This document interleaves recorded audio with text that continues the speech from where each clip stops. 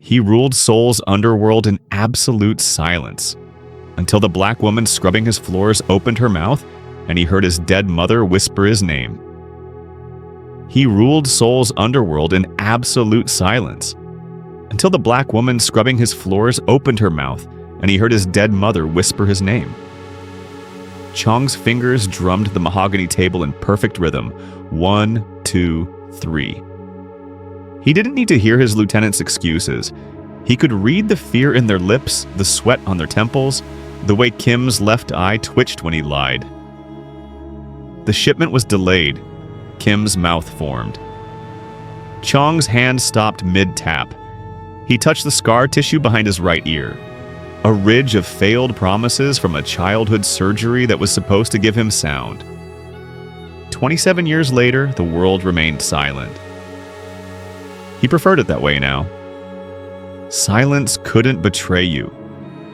He signed sharply, "Find it or don't come back." The men scattered. Alone, Chong turned to the floor-to-ceiling window, overlooking Seoul's glittering skyline. Beside his laptop sat a silver-framed photograph. A young woman with kind eyes, frozen at 28. His mother. Dead before he turned 7. Dead before the surgery. Dead before he could ever hear her say she loved him. He'd watched her videos 10,000 times, read her lips, studied her mouth forming words he'd never receive. His phone vibrated. Text from his head of security. "New maid arrives tomorrow. Background clean. Desperate. Won't ask questions. Good." The last one had tried to steal. He didn't have patience for training staff, but the penthouse was becoming unbearable even for him. Naomi's hands shook as she signed the employment contract. The Korean characters blurred. She couldn't read them anyway. The agency woman's English was broken, but clear enough. Mr. Chong, very private, very powerful. You clean, you cook, you stay quiet. He pay triple normal rate. You need money? You take job. Naomi needed money. Needed to disappear. Needed to be invisible in a country where her brown skin already made her a ghost. The bruises on her ribs had faded to yellow. 3 months since she'd fled Atlanta. 2 months since she'd sold her wedding ring for a one-way ticket to Seoul. 4 weeks since her visa officially expired. "I'll take it," she whispered. The agency woman smiled. "Good. You start tomorrow. 6 a.m., penthouse, top floor." As Naomi left the cramped office into Seoul's neon-soaked streets, she touched her throat absently. She didn't know her voice would change everything. Naomi arrived at 5:47 a.m., 13 minutes early because lateness meant attention, and attention meant questions she couldn't answer. The penthouse occupied the entire 42nd floor. Glass, steel, coldness that wealth couldn't warm. She'd been given a key card, a uniform, and a single instruction in broken English. "Mr. Chong, no like noise. You quiet." Ironic, considering the man was deaf.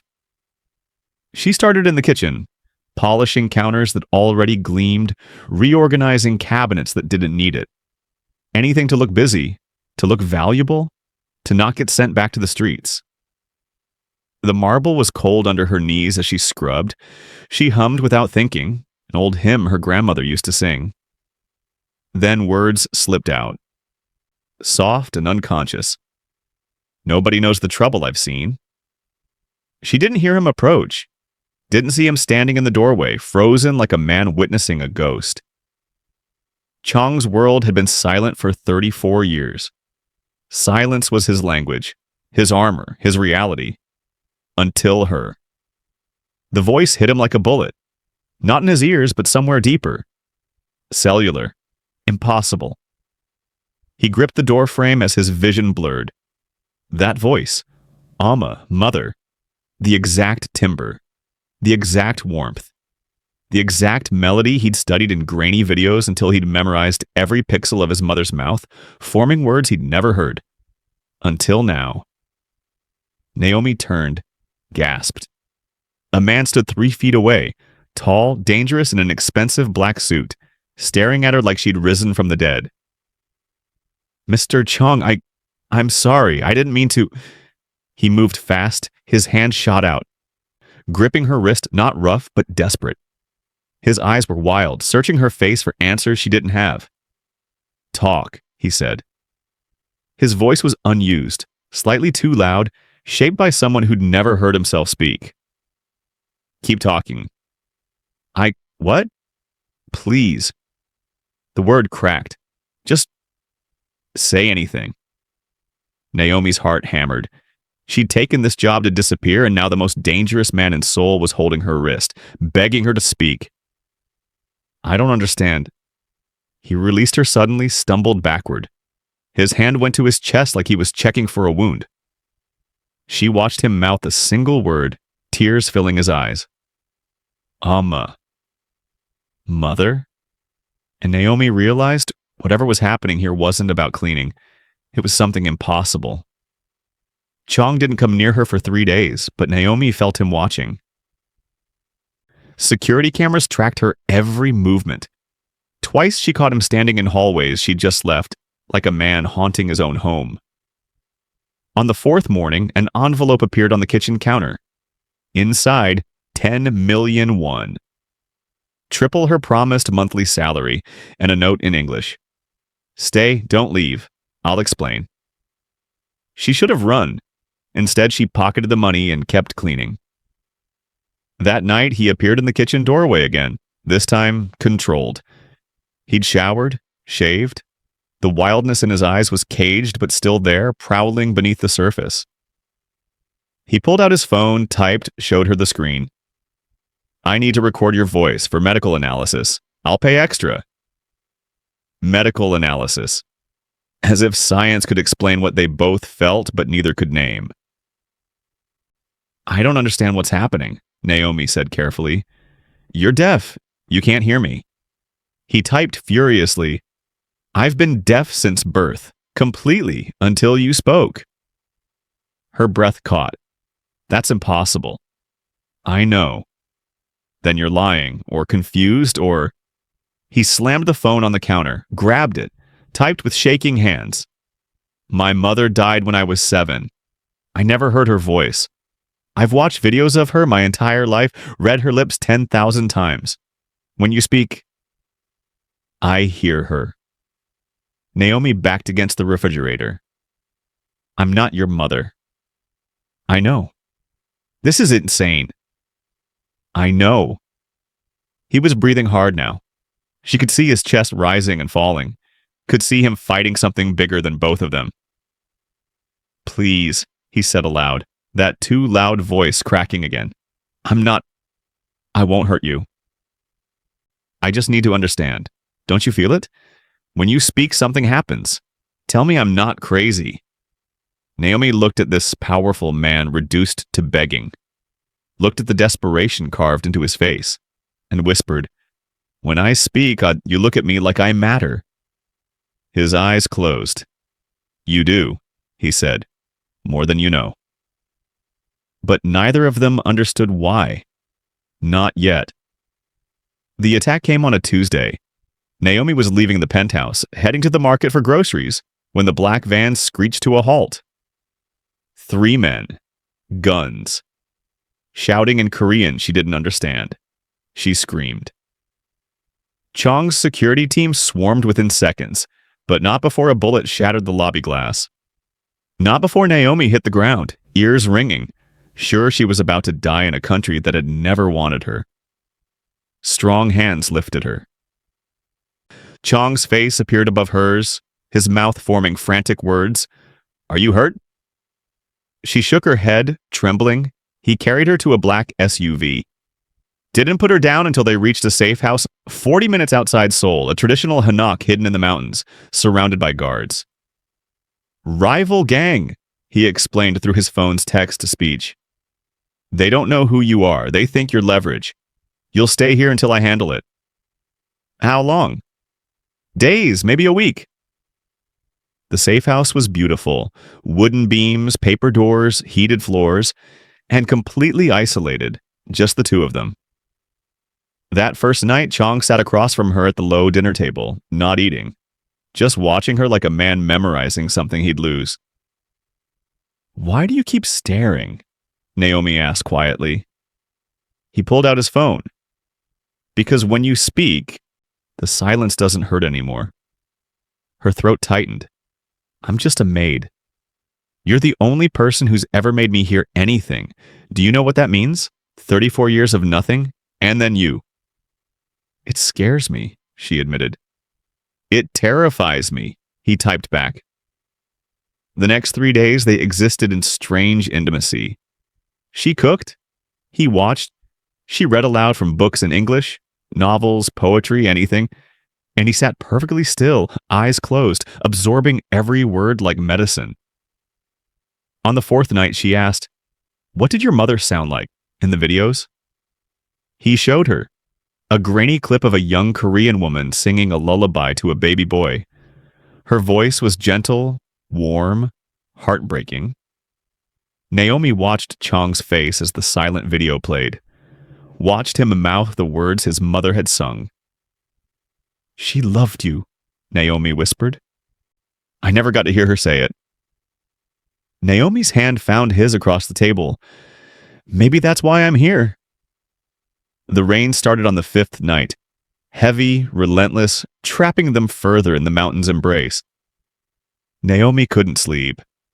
She found Chong in the main room, surrounded by scattered photographs. His mother, a stern-faced older man, his father, a small deaf boy who'd learned early that weakness meant punishment. "I'm sorry," she said. I didn't mean to intrude." He looked up, gestured for her to sit. She did. He typed slowly. "My father blamed me for her death. She died in childbirth, complications. He said I came out broken, deaf, useless. He tried to fix me with that surgery when I was 7. It failed. After that, he stopped looking at me like a son." "That's cruel," Naomi breathed. "It made me strong. I built an empire he never could. I speak 3 languages and sign. I read lips in 5. I turned silence into power." "But you're still lonely." His fingers paused over the keyboard. Then, "Yes." Naomi picked up a photo. Chong's mother holding infant him, her smile radiant despite exhaustion. "She looks like she'd be proud of you now," Naomi said. "I'll never know." Something broke in Naomi then.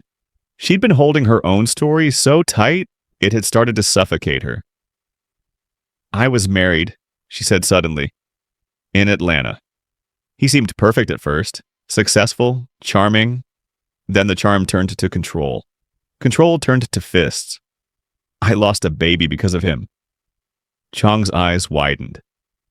6 months pregnant," she continued, tears streaming. "He pushed me down the stairs during an argument. I survived. The baby didn't. I filed for divorce. He said he'd kill me before he'd let me leave." "So you ran." "I ran, sold everything. Bought a ticket to the farthest place I could imagine. Seoul. I've been hiding ever since." Chong reached for his phone. "He'll never touch you again." "You can't promise that." "I can, and I will." Their faces were inches apart now. The rain hammered the roof. The silence between them was no longer empty, it was full of everything they'd survived. "Why do you care?" Naomi whispered. Chong's hand rose, gently touching her cheek. "Because you gave me back sound," he said aloud, "and I want to give you back safety." The rain stopped on the 6th morning. Sunlight poured through the paper doors, turning the haynock golden. Naomi woke to find Chong in the courtyard, practicing forms, martial arts movements precise and lethal. His body was a weapon he'd honed because his ears couldn't warn him of danger. He felt her watching, stopped, smiled slightly. It was the first time she'd seen him smile. "Teach me," she said. He raised an eyebrow. "To defend myself. If I'm going to survive in your world, I should know how." For the next 2 hours, he taught her, his hands guiding her stance, his body demonstrating blocks, strikes, escapes. They didn't need words, movement became their language. When she finally landed a successful hit on his palm, she laughed. The sound filled the courtyard. Chong stared at her like she'd performed a miracle. "What?" she asked, breathless. He typed, "I can hear your laugh. It's the most beautiful sound I've ever heard." Her smile faded into something deeper. "Chong, what is this? Between us?" He set his phone down, stepped closer. His hands came up to frame her face, gentle, reverent, asking permission. "I don't know," he said aloud, "but I don't want it to stop." "I'm terrified," she admitted. "So am I." "You're a crime lord. I'm an illegal immigrant. This is impossible." "Everything about you is impossible, and yet here you are." His thumb brushed her cheekbone. She leaned into the touch like a woman starved for tenderness.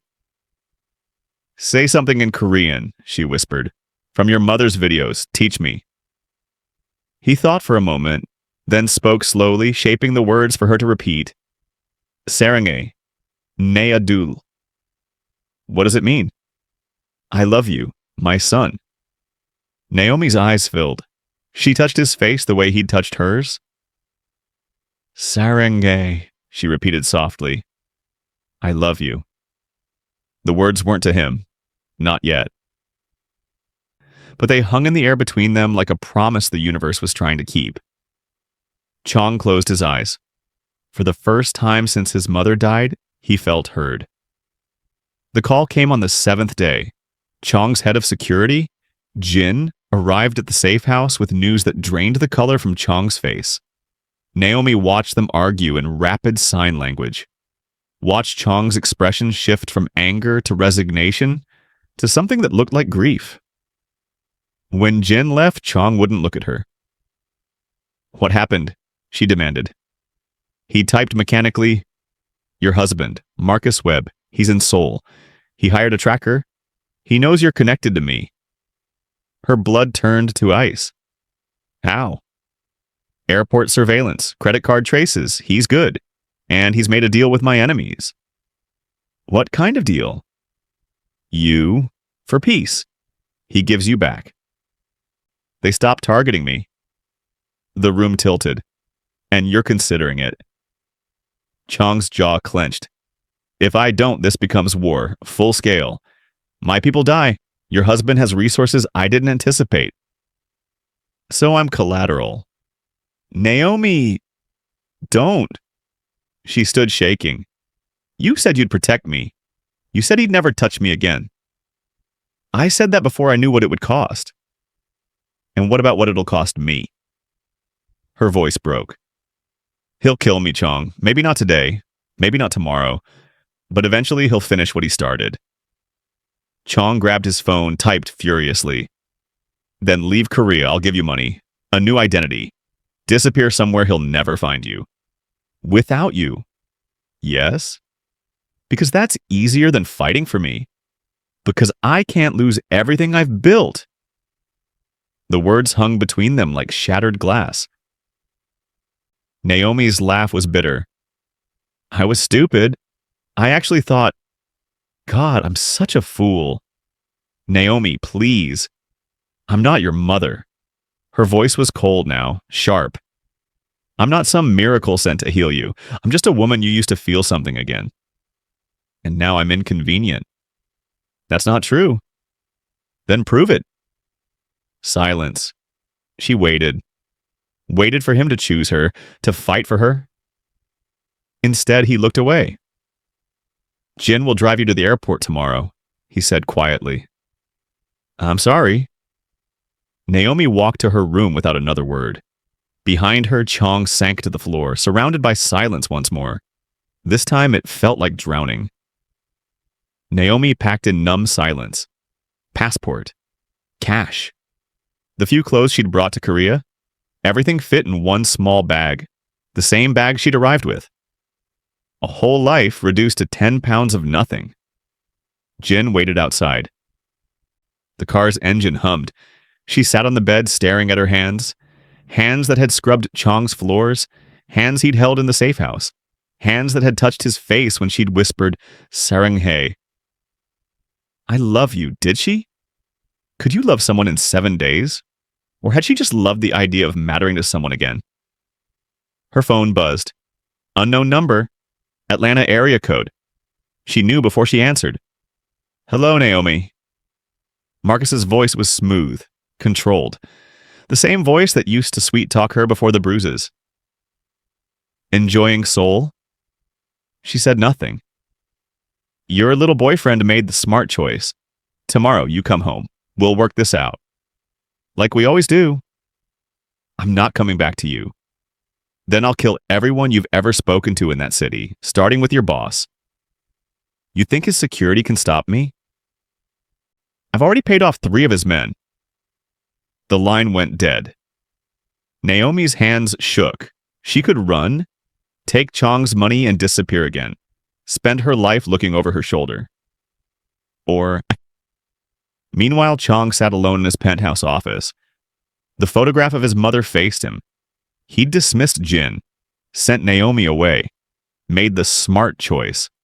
Empire over emotion, power over love. He picked up the photo, traced his mother's face with one finger. In the video he'd watched 10,000 times, she'd said something he'd only recently lip-read correctly. Something he'd missed for decades. Don't let fear make you cruel, my son. Don't let this world turn your heart to stone. Too late, Amma, too late. His phone vibrated. Security footage alert. The screen showed Naomi's room at the safe house, empty. Her bag gone. Jin's car pulling away. She'd left. It was over. Chong closed his eyes and a sound. Footsteps behind him. He spun. Naomi stood in his office doorway, bag still in hand, tears streaming down her face. I'm not running anymore, she said, but I need to know. Are you? Chong stared at the woman who'd given him back sound and made his choice. I'm not running, Chong said. He crossed the room in 3 strides, pulled her against him, his hands tangled in her hair as he pressed his forehead to hers. I'm sorry, he whispered. I was afraid, but losing you is worse than losing everything else combined. My husband is a dead man. Naomi pulled back to see his face, saw the shift in his eyes. From the man who'd held her gently in the safe house to the kingpin who'd built an empire on calculated violence. I don't want you to become a monster for me, she said. I'm already a monster, but for you, I'll be a monster with purpose. It took Chong 48 hours. Marcus Webb's body was found in a Seoul hotel room. Official cause of death, heart attack. Unofficial, 3 of Chong's best operatives and a drug that left no trace. The rival gang that had demanded Naomi's return dissolved. Their leaders accepted generous severance packages and early retirements. Anyone who'd been paid to betray Chong, dealt with. When it was done, Chong returned to the penthouse at dawn. Naomi waited in the kitchen, exactly where this had all started. She was brewing coffee, humming that same hymn. Nobody knows the trouble I've seen. Chong stood in the doorway watching her, just like that first morning. But everything was different now. She turned, saw him, smiled softly. It's done? She asked. He nodded. Are you okay? He crossed to her, took her hands, spoke aloud in that careful, too loud voice. I heard you from the hallway, your voice. And? It's not my mother's voice anymore. He touched her face. It's yours, just yours.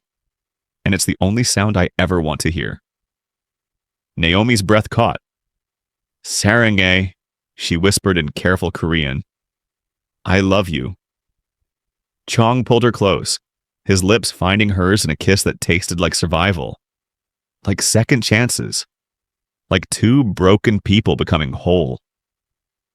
When they finally broke apart, Naomi glanced at the photograph of his mother on the nearby shelf. The woman in the frame seemed to smile. Do you think she sent me to you? Naomi asked. Chong looked at his mother's photo, then at the woman in his arms. I think she knew I'd need you. Outside, Seoul woke to another day. Inside, 2 impossible souls found home.